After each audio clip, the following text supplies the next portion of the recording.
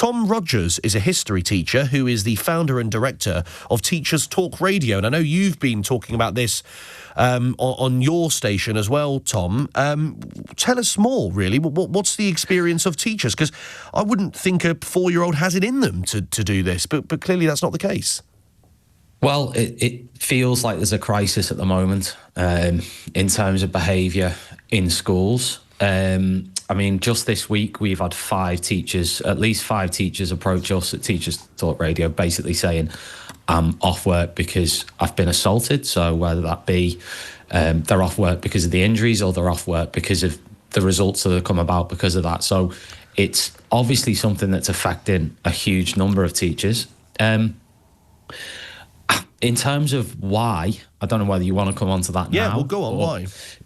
I mean, I was thinking about this today, and I think there's a number. I don't think there's one particular reason for it, but I do think there's a number. Number one is, I think we've got a situation where kids are coming into schools and maybe they're not used to being told no.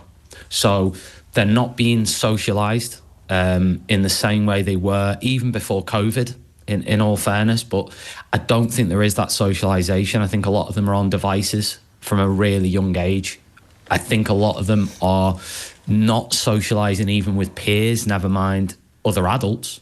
So I think what's happening is maybe they're coming into a school environment, and to be fair, this probably applies at secondary as well, and they're encountering maybe the first adult who's saying no, and then suddenly, there's a reaction to that maybe. But I don't think that's the only reason. I think also schools have been under huge sort of pressure just throughout the whole system in terms of lack of personnel, lack of support staff, lack of sort of engagement on that side of things. And I think that plays a role as well in terms of what schools can actually do.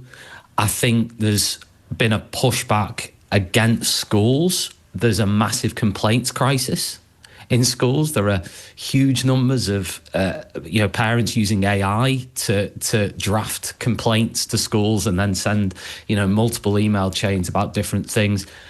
I think schools, there's a big pushback against rules and sanctions and things like that. I mean, I saw an article just 2 days ago about, in inverted commas, gentle parenting. This idea of not saying no to children, and sort of negotiating with them has become more on trend. And as I said, you're coming into a school, classroom environment, you have to have rules, you have to have boundaries.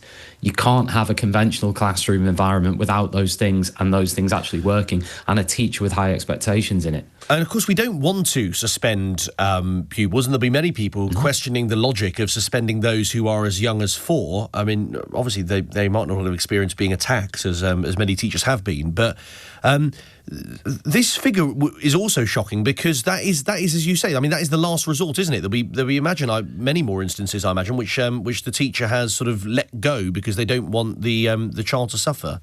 A lot of instances are, and in my personal view, this is the wrong thing. They can be brushed under the carpet for the sake of sort of keeping the parents on side or keeping the child in the school and all that sort of stuff. So this is just the tip of the iceberg, probably. But I do think that there is that movement against. So, I mean, that idea that teachers are sort of these, evil, nasty people who are really keen to sort of expel kids who do anything.